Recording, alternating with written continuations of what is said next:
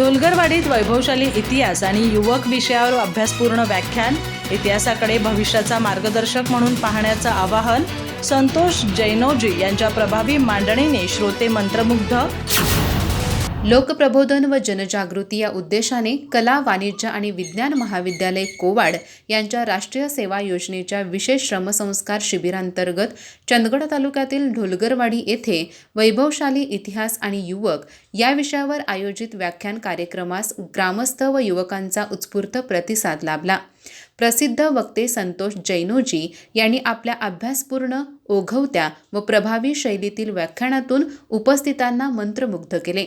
इतिहासाकडे केवळ भूतकाळ म्हणून न पाहता भविष्यासाठी दिशा देणारा मार्गदर्शक म्हणून पाहावे असा मोलाचा संदेश देत त्यांनी जागतिक इतिहासातील विविध कालखंड, संस्कृती व राज्यव्यवस्थांची उदाहरणे मांडली. सामाजिक, राजकीय व सांस्कृतिक परिवर्तनाचा आजच्या समाजाशी असलेला थेट संबंध स्पष्ट करत युवकांमध्ये वैज्ञानिक दृष्टिकोन, सामाजिक बांधिलकी, विवेकशीलता व राष्ट्रभक्ती निर्माण होण्यासाठी इतिहासाचा सखोल अभ्यास आवश्यक असल्याचे त्यांनी ठामपणे अधोरेखित केले. सोशल मीडियाच्या मर्यादित चौकटीत अडकून न राहता वैचारिक प्रगल्भता व समाजभान निर्माण करण्याचे आवाहनही त्यांनी केले. दुसरे वक्ते परसू गावडे यांनी स्थानिक व सामाजिक इतिहासाचे महत्त्व विशद करत समाजाच्या जडणघडणीत इतिहासाची भूमिका अधोरेखित केली.